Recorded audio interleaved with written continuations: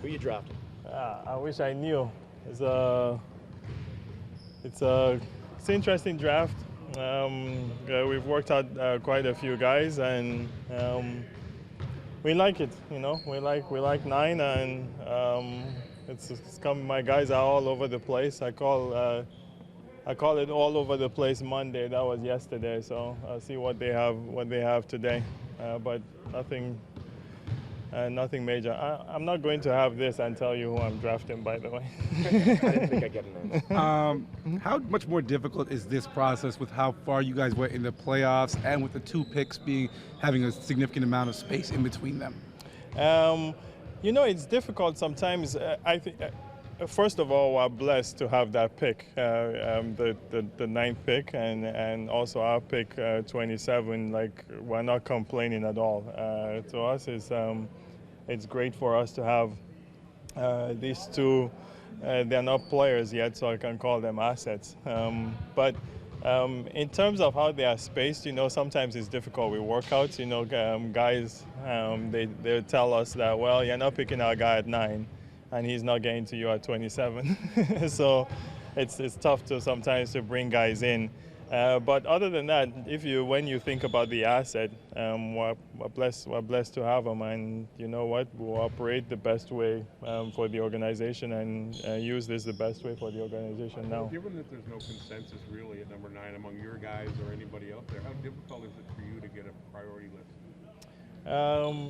To me, it's not difficult because you continue to narrow, and now if you have a bunch of guys, you can look at different options. You can look at trading the pick. You can look at drafting a guy that doesn't come right away. You can look at a player that you can draft and develop slowly. We just feel that it's a great position for us to be. I don't know if it's a draft where we can get somebody that will come and impact our team right away, and we have to take that aside and then look at it sometimes in a different way. And is it a player that's 3-4 years down the road and that player has like a high upside? We have to look out for the organization that way. I'm not asking you if you're trading the pick, but is there a market for the 9 right now? Like, is the market good for 9? Yes. It's something I'm entertaining. We're talking to a few teams, and we'll see how that part plays. But right now, it's have all the options on your board Tuesday. That's what we'll call Tuesday. That'd be something that would be tough to do until the draft was happening and people know who's being selected above. Like, could you trade 9 before the draft? Yes, I could. There are options with that. There are all kinds of options, and then there's a couple options where teams want to know who is going to be there, and there are a couple options that we don't want to know too. Who is going to be there, and you never know who slips, and so a deal that you're doing before has to be something that makes sense for us. Back at the deadline, we had anticipated that there may have been an impact of the upcoming free agency frenzy, all that unpredictability of the cap, and perhaps that had something to do with why teams were reluctant to pull the trigger. Could that have an impact on the draft now, a few weeks before free agency, with GMs just not knowing what to expect from free agency?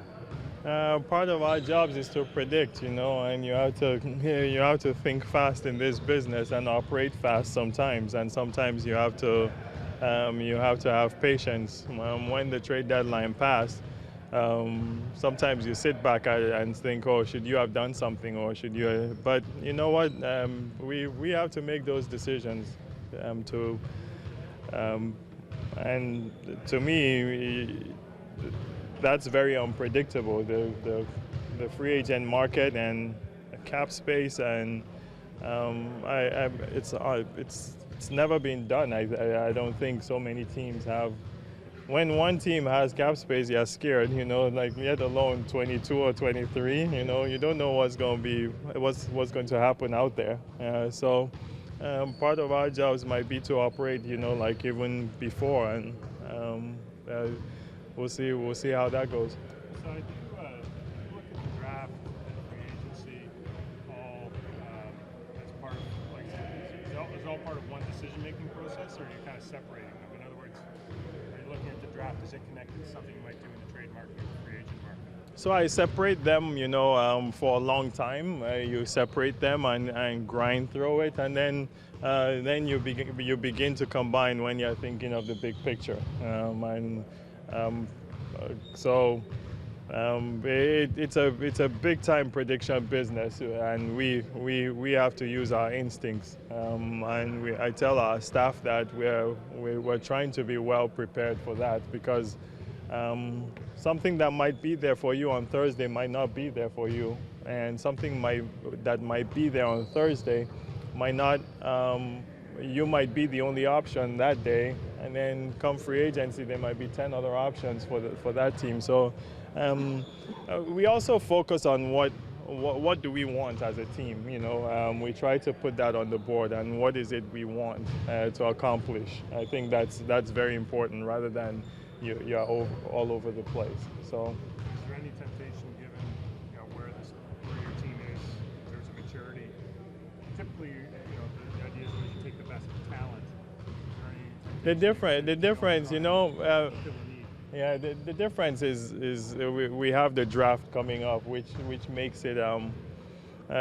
There has to be some action, right? This gives us a reason to, if not, we sit on it, and then July 1st comes and there has to be some action, just like the trade deadline. But we will operate, like what's best for our team, and I feel right now we're in a very, very good position, whether we act now or whether we wait till free agency, or sometimes I don't know if it's whether you do nothing, just like we stayed just like we did in the trade deadline. We're happy with all of them. Not draft anybody? Yeah, not draft anybody. Would you prefer to see the draft after free agency? Would that make would make things different? Would that make things easier? I'm on the competition committee, so I won't comment, because I don't think it's fair. But those are things that are talked about. Those are topics that are very talked about on our committee, and I think it's interesting. Given the season you guys had, obviously you can view the 9 pick as like a nice bonus and sort of a free pick. But I know the plan would be that you're not in this position again for a while, I assume. Does that put more pressure on you with this pick, or do you try not to view it through that lens to make something of this asset? Yeah, there's no pressure to me, like I can never feel like pressure because of a pick, or we can't feel that way, like we're just lucky to have it, and you jump on that opportunity, and I tell my guys it better work out, like that's the pressure, but it's not, we don't, this is how I grew up in the league, so there's so much pride in it. It's how my guys grew up, whether it's the Tolzmans or Weltmans, or it's such an exciting time for us. So we don't look at it as pressure at all. We just look at it as get it right. Is this the most fun you have every year, like in terms of your job? Like other than watching the games, is this like your favorite thing? Watching the games is no fun. Yeah. That's no fun at all. Aside from winning, yeah. Is this the most fun you have? Yeah, this is. To be honest, this is. This and the camps in August, like are my best times of the year. You just enjoy it. It's different this year because we played so far, and then now you gear up.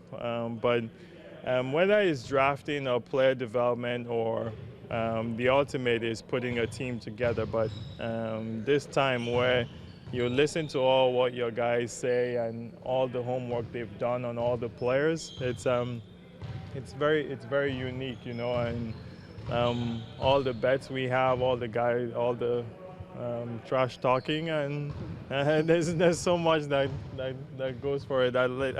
As early as late last night, we went through like the room and who would you pick, and it's very interesting to see all our guys' eyes and how they react. Do you guys, as a group, have a good sense of who you think will be available at 9? Like how many of those first 8 picks are you like, these players will be gone?